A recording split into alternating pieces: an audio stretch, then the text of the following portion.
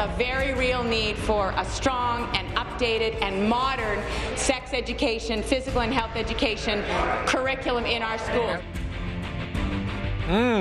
Welcome back to the arena. I'm Michael Coren. Now, as you saw, the Ontario government will reintroduce an updated approach to sex education to the curriculum, one that was originally withdrawn in 2010 due to objections from some religious and social leaders.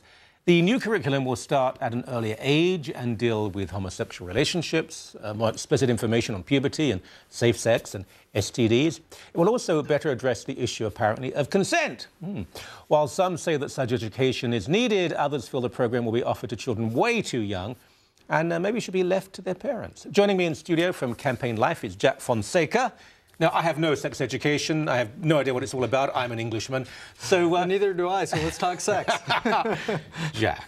Now, I've read through this, and we're going to show people will see some footage as we move along that seems quite disturbing. My first question, though, is that my experience of the school system is that teachers are pretty savvy. Whatever their background, politics, sexuality, they just want to teach the kids in the best way possible. They tend to be, I've found, kind and compassionate. Does any of this matter? Will it actually get down to the front line?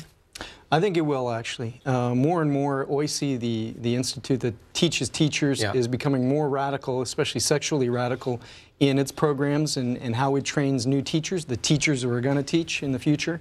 And so I think there's more activist teachers out there that subscribe to this kind of stuff. And this curriculum in particular, you know, as you mentioned, in 2010, parents were outraged when they heard about the kids were going to be talking about. Some were. Well, a lot were. Enough that Dalton McGuinty was forced to shelf the program. Yeah. You know, they're reading about wet dreams and masturbation and anal and oral sex being discussed with elementary schools. Okay, well, kids. Let me ask you a question. And anyone watching who's disturbed by this, there's time for them to switch the television off. Wet dreams, for example. If kids feel they're the only people in the world this has ever happened to and there's something wrong with them, surely it's very helpful if they're told, no, this is actually entirely natural. Well, the problem is there's reason to believe that there is a sexual agenda behind this stuff, that the people who've written this aren't merely interested in teaching about reproductive biology and whatnot. And, you know, for instance, Benjamin Levin was the deputy education minister under which this curriculum was written, and he is an accused pedophile.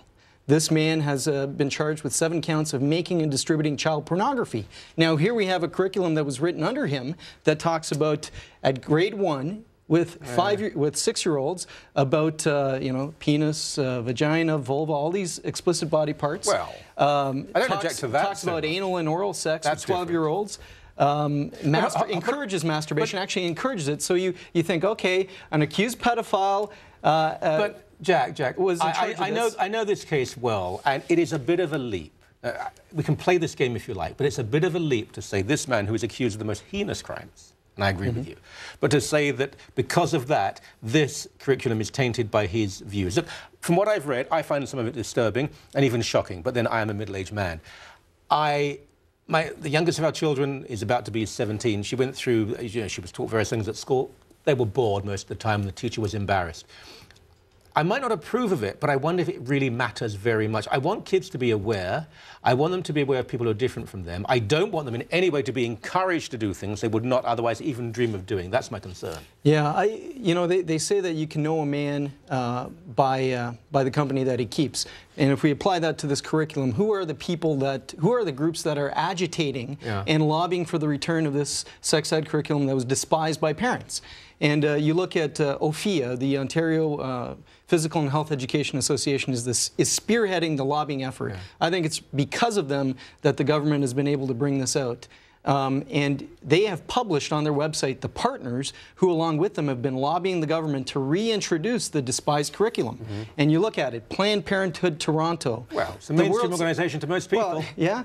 Well, here's one of Planned Parenthood's. I'm on your side here. Planned Parenthood's fact sheets, Making Sex Feel Good, and you read through it, and it talks about encouraging children as young as 13. That's who this is recommended for, to view sexy magazines and movies to learn about your body. So, you know, it sounds like it's encouraging the viewing of pornography amongst 13-year-olds. That's the sort of another fact sheet from Planned Parenthood Toronto.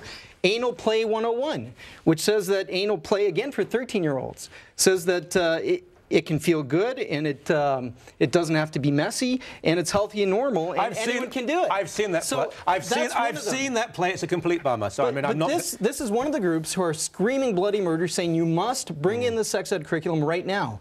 Another group is called Queer Ontario, listed on OFIA's website. And Queer Ontario, on their mission statement, if you go to their webpage, they on their mission and vision page, they talk about one of their goals being to celebrate bondage, sadism, masochism, group sex, which they call polyamorous sex. So these are the groups that are agitating and lobbying for the return of the sex ed curriculum. Is there not a middle way here? Because I think that the vast majority of people in Canada, in Ontario, polyamory would not be something they supported. By the way, that sounds like Jangamesh's diary. But let me speak for a minute. Okay. When you say that parents were outraged, that isn't true. A group of activists were outraged. I find yes, it is. I find some of this to be objectionable. But is there not a middle way? We do need to be aware of the 21st century. We do need to be aware that some people have different approaches and attitudes.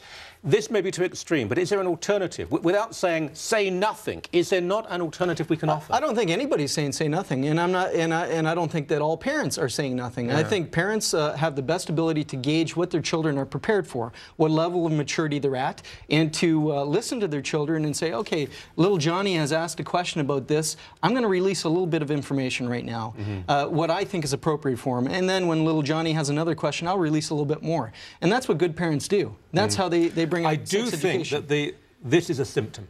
I think the real issue here is people in education or the state or authority assuming and believing that they and not the parents are the people who should be raising and forming children.